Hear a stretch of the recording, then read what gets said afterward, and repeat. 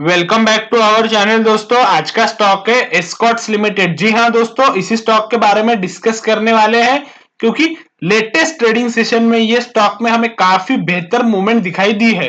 तो चलिए देखते हैं ये स्टॉक पे आपको नई या पुरानी पोजीशन किस तरीके से मैनेज करनी है। So let's start the today's video discussion and discuss about this stock. तो दोस्तों आप मेरे लेफ्ट हैंड साइड पे एस्कॉर्ट्स की लेटेस्ट क्लोजिंग प्राइस देख सकते हैं 1802 रुपए के आसपास। तो यहाँ पे मैंने सिलेक्ट कर लिया मंथली टाइम फ्रेम यानी लॉन्ग टर्म इन्वेस्टमेंट का टाइम फ्रेम, जहां पे आप एक साल और एक साल से ज्यादा के वक्त के लिए इन्वेस्टमेंट कर भी सकते हैं या आई थिंक तो सोच सकते हैं, कोई दिक्कत नहीं। लेकिन यहाँ पे एक मल्टी ईयर ब्रेकआउट है। जी हाँ, वर्ड्स को काफी केयरफुली सुनिए। पेन एंड बुक लेके बैठे हो तो नोट डाउन भी कर सकते हो। किस तरीके से चले समझते हैं। तो सबसे पहले मैं यही से नीचे से 2014 से एक स्ट्रेट अवे यहां तक लाइन प्लॉट कर देता हूं। तो आपको क्लियरली दिखाई दे रहा है, फर्स्ट टाइम ये स्मॉल रेजिस्टेंस क्रिएट हुआ, सेकंड टाइम फिर से, और थर्ड टाइम स्टॉक इसके आसपास आ चुका है। यानी ये ब्रेकआउट कम रेजिस्टेंस लाइन है। तो ब्रेकआउट की लेवल है 1810। जी हाँ, ये वैल्यू को आप नोट डाउन कर लीजिए क्योंकि ये वैल्यू हमें काफी इंपॉर्टेंट है, आगे हम डिस्कस करने वाले हैं। यदि ये स्टॉक इसके ऊपर मंथली बेसिस पे क्लोजिंग देता है तो हम बाइंग करेंगे। क्लियर, बाइंग हो गई।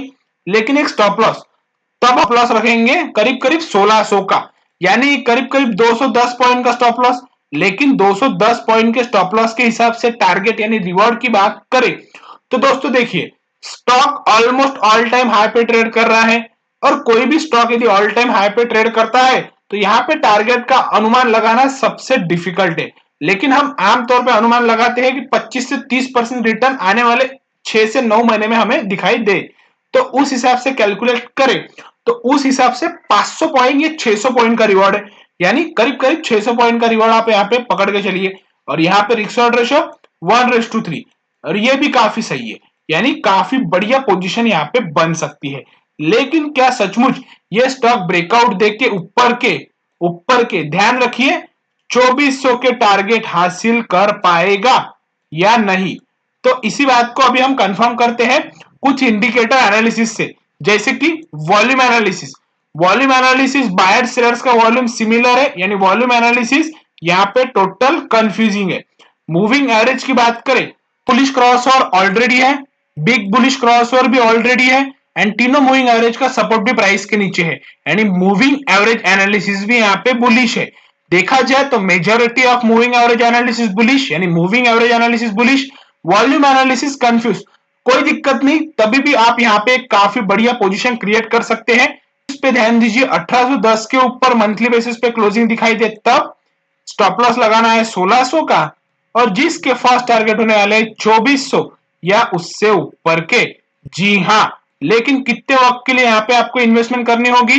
करीब करीब आप 4 से 9 महीने का यहाँ पे वक्त देते हैं तो ये टारगेट आपको आसानी से हासिल होते दिखाई दे सकते हैं। और इन परसेंटेज ऑफ रिटर्न की बात करें तो लगभग 30% के आसपास की रिटर्न आप यहाँ पे एक्सपेक्ट करके चल सकते हैं। लेकिन यदि आपके ऑलरेडी लोअर लेवल से पोजीशन है और आपको भी लगता है स्टॉक के नेक्स्ट टारगेट 2400 के है या उससे ज्यादा के है, लेकिन बेटर होगा कि आप एक ट्रेलिंग स्टॉप लॉस लगा के स्मॉल स्मॉल प्रॉफिट भी बुक करते चले और बड़े टारगेट के लिए पोजीशन भी होल्ड कर सके। तो एक ट्रेलिंग स्टॉप लॉस लगा लीजिए 1200 का। थोड़ा भी बड़ा ट्रेलिंग स्टॉप लॉस है 1200 का, लेकिन हमारा इंडिकेटर वही सजेस्ट कर रहा है, उस हिसाब से यही लगाना सही होगा। तो इस तरीके से विद ट्रेलिंग या नई पोजीशन ब्रेकआउट के बाद एंड क्लोजिंग के बाद आप क्रिएट करके एस्कॉर्ट्स के स्टॉक पे काफी बढ़िया तरीके से मैनेज कर सकते हैं, जिसके फर्स्ट टारगेट होने वाले 2400 या उससे ऊपर के।